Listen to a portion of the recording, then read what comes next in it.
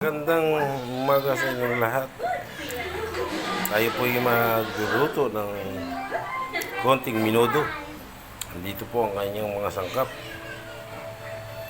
Meron tayong bawang sibuyas, laurel,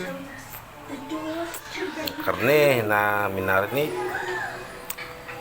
gulay, carrots, patatas, siling pula, atay, liver spread, tomato sauce, green peas, pasas at gatas. Yan lang po, mga lods. Mamaya abangan nyo po ang ating pagluluto. Ayan mga lods, ipiprito muna natin siya para hindi madurog at mabuhay ang kulay.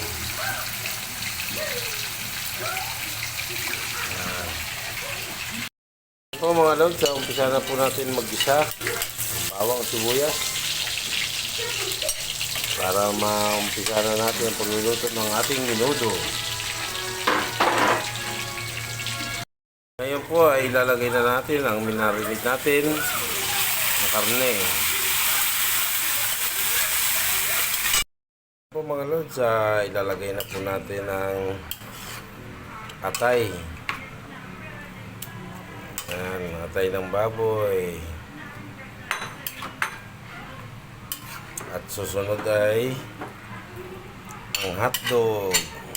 Ilalagay na po natin yung mga yan.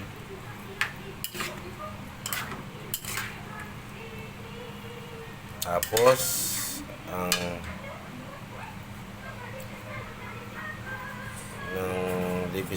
liver spread naman ang susunod natin ilagay.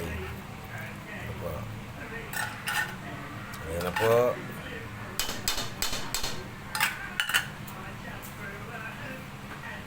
Susunod. Ayan na po.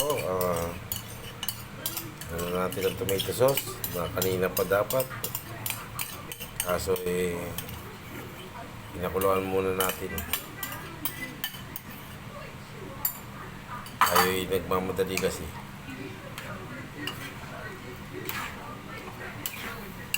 Haluin.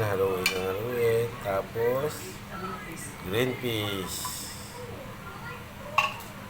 Tapos pasas. Tapos ang ating gulay. Yan. Ganyan lang po ang pagluluto ng minudo. Ganyan lang po kadali at kasimple.